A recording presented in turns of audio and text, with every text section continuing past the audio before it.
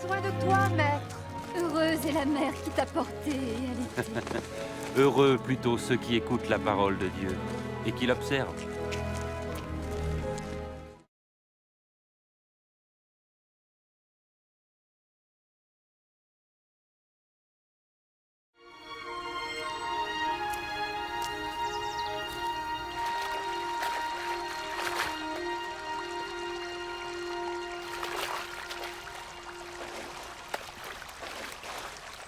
Apprends-nous à prier, comme Jean l'a appris à ses disciples. Quand vous priez, dites « Notre Père qui es aux cieux, que ton nom soit sanctifié, que ton règne vienne, que ta volonté soit faite sur la terre comme au ciel. Donne-nous chaque jour notre pain quotidien. Pardonne-nous nos offenses, comme nous pardonnons aussi à ceux qui nous ont offensés. Protège-nous contre la tentation et délivre-nous du mal. »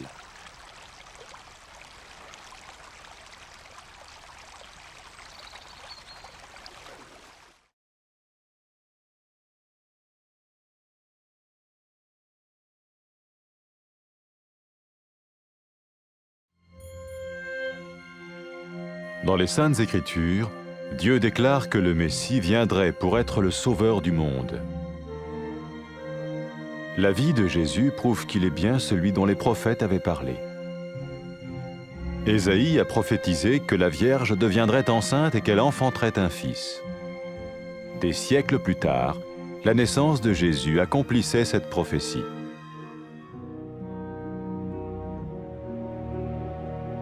Les Saintes Écritures déclaraient que le saint à naître serait appelé le Fils de Dieu. Cela signifiait que Jésus serait le Fils de Dieu au sens spirituel et non au sens physique. Nous le voyons par sa manière de vivre.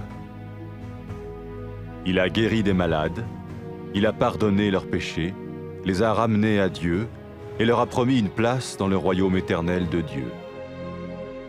Il s'est offert lui-même en sacrifice pour le péché à leur place.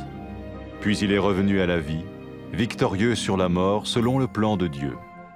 Jésus a dit « Personne ne me prend la vie, mais je la donne de ma propre volonté. »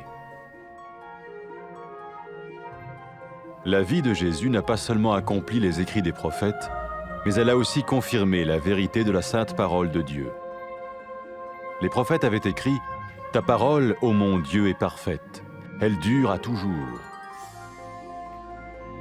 Jésus lui-même a dit « Le ciel et la terre disparaîtront, tandis que mes paroles ne disparaîtront jamais. »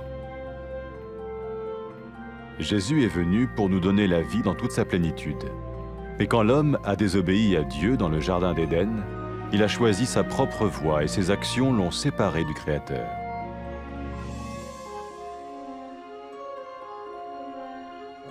Les Saintes Écritures déclarent que tous ont péché et que le salaire que paye le péché, c'est la mort. Il s'agit de la mort spirituelle, éternelle séparation d'avec Dieu. Mais tout comme Dieu a donné un bélier pour qu'il meure à la place du fils d'Abraham, ainsi il a envoyé Jésus, le Messie, mourir à notre place. Sa vie, sa mort et sa résurrection restaurent la relation entre Dieu et tous ceux qui mettent leur confiance en lui. Maintenant, non seulement Jésus pardonne les péchés de ceux qui le suivent, mais il les sauve aussi du jugement éternel de Dieu. Ils sont sûrs d'aller au paradis et de vivre avec lui pour toujours. C'est cette vie et cette liberté de la culpabilité et du pouvoir du péché que Jésus offre à chacun aujourd'hui. Cela ne veut pas dire suivre une religion, mais choisir d'avoir foi en Jésus qui dit « Je me tiens à la porte et je frappe. Si quelqu'un entend ma voix et ouvre la porte, j'entrerai chez lui. » Cela veut dire se tourner vers Dieu et croire que Jésus vient dans nos vies pardonner nos péchés et nous rendre tels qu'il veut que nous soyons. Il ne suffit pas d'approuver intellectuellement ce qu'il dit, ni de vivre une expérience émotionnelle. Nous le recevons par grâce, au moyen de la foi, par un acte de notre volonté. Lorsque quelqu'un est prêt à suivre Jésus le Messie, il peut lui parler par une simple prière. Peut-être êtes-vous prêt maintenant à ouvrir votre vie à Dieu. Si oui, vous pouvez vous joindre à la prière suivante, silencieusement. dans votre cœur. Seigneur Jésus, j'ai besoin de toi. Merci d'être mort sur la croix pour mes péchés.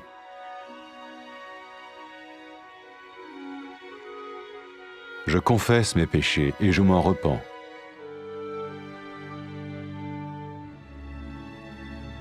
Je t'ouvre la porte de ma vie et je te reçois comme mon Sauveur et Seigneur.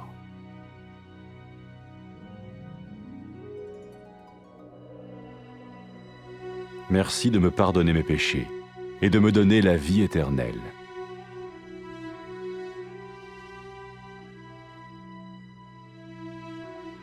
Fais de moi le genre de personne que tu veux que je sois. Maintenant que je deviens l'un de ceux qui te suivent. Amen.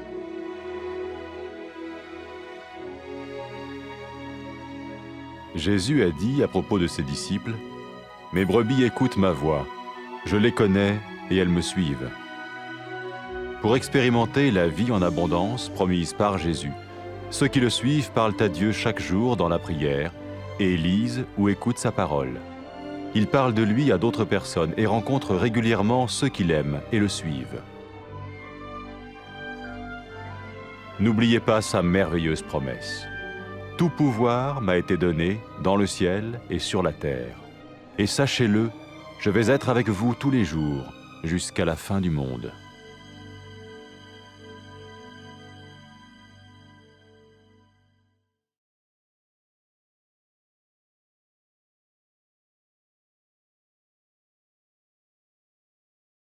سيدي نحتاجوك. ساعد اليمات اللي ولداتك ورضعاتك. بارك الله في الناس اللي يسمعوا كلام الله ويطيعوه.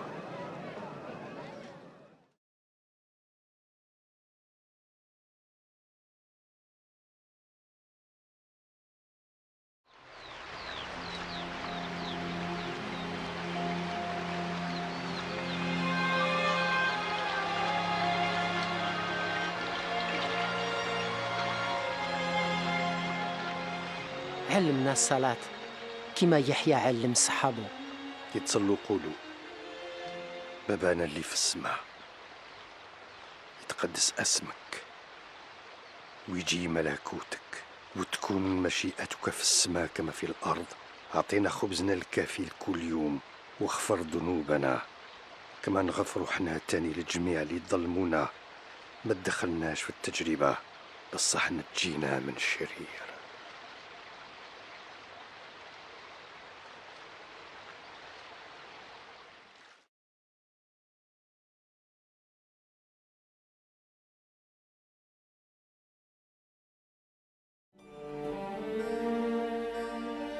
في الكتاب المقدس الله حاب اللي سيدنا عيسى رايح يجي باش يسلك الناس اللي في الدنيا. حياة سيدنا عيسى تثبت باللي بالحق هو اللي تنبأوا عليه الأنبياء. النبي إشعياء تنبأ وقال العذراء بالجوف ترفد وبطفيل تولد. قرون من بعد زيادة سيدنا عيسى حقت هذيك النبوة.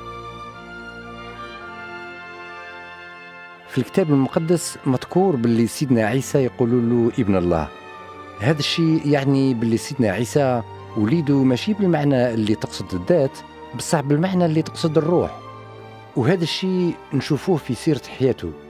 برا المرضى سامح لهم ذنوبهم، رجعهم يسيروا في طريق الله، ووعدهم بإمكان في ملكوت الله دائما. قدم نفسه ضحية في عوضهم على جال ذنوبهم، ومن بعد رجع للحياة انصر على الموت كما كان الله مخطط. سيدنا عيسى قال حتى واحد ما ياخذ حياتي مني أنا اللي نضحيها برضايتي. حياة سيدنا عيسى تمت واش تنبأوا به الأنبياء، وتاني ثبتت حقيقة كلمة الله المقدسة. الأنبياء قالوا كلام الله صحيح وتامم، كلامك يا ربي دايم. وسيدنا عيسى بنفسه قال السماء والأرض يزولوا بصح كلامي عمره ما يزول. سيدنا عيسى جاء باش يعطي لنا الحياة الكاملة، بصح كي الإنسان عصى الله في جنة عدن خير يسير في الطريق اللي تخصه وحده، وفعاله بعدوه على الخلق. الكتاب المقدس يصرح باللي الجميع ذنبوا وباللي عقوبة الذنوب هي الموت. هذا الشيء معناته موت الروح، يعني الفراق الدايم من الله. بصح كيما الله أعطى كبش يفدي وليد سيدنا إبراهيم، هكذا بعد سيدنا عيسى المسيح باش يموت في مضربنا. حياته والموت ديالو وقيامته من بين الموتى رجعوا العلاقة بين الله وبين جميع المؤمنين به. ودروك دوك اللي يامنوا بسيدنا عيسى ذنوبهم تغفروا لهم، بصح تاني راهم سلكوا من عذاب العقاب، راهم ضامنين الجنة خالدين فيها معاه. واليوم سيدنا عيسى حرر كل واحد من الذنب والقوة وجعله يتحكم على الخطية. هذا الشيء ما يعنيش يتبعوا دين، بصح يخيروا الثقة والإيمان بسيدنا المسيح اللي قال أراني نوقف عند الباب وندقدق، لو كان كاش واحد يسمع الصوت ديالي ويحل لي الباب راني ندخل عنده. هذا الشيء يعني نتوبوا لله ونامنوا باللي سيدنا عيسى يدخل في حياتنا ويغفر لنا ذنوبنا ويجعلنا كما يحب نكونوا. ما يكفيش نقبلوا كلامه بالفهامة ولا كي تصرى لنا حاجة تحننا، بصح لازم نتبعوه كي ينعم علينا بالإيمان ونطلبوا منه بالإرادة ديالنا. كي يكونوا الناس واجدين باش يتبعوا سيدنا عيسى يقدروا يكلموه بدعاء سهل. بلاك راكوا واجدين دروك تقدموا حياتكم لله، وإلا كان هذاك هو الحال تقدروا تتبعوا في قلوبكم هذه الصلاة: يا سيدنا عيسى أنا نحتاجك، نشكرك على خاطر مت على الصليب على جال ذنوبي.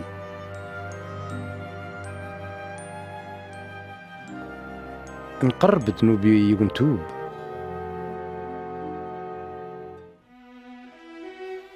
نفتح لك باب حياتي ونستقبلك كي المنجي ديالي وسيدي.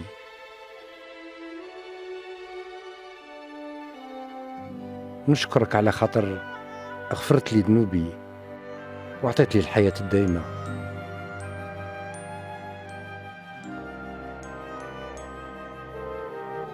اجعلني كما انت تحبني نكون.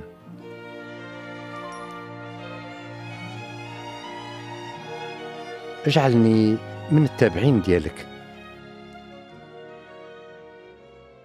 امين. سيدنا عيسى قال على اللي يتبعوه: الغنم ديالي يعقلوا الصوت ديالي، انا نعرفهم وهم يتبعوني. باش نجربوا الحياة المعمرة بالبركة اللي وعدها سيدنا عيسى لازم اللي يتبعوه يداوموا في الصلاة ويقراوا الكلمة ديالو، لازم يبشروا به الآخرين ويتنظموا باش يكونوا مع المؤمنين اللي يحبوه ويتبعوه. وتاني تفكروا ما تنساوش وعده الصادق كي قال: الله أعطاني جميع القدرة اللي في السماء والأرض. تفكروا راني معاكم دايما حتى لآخر الدنيا.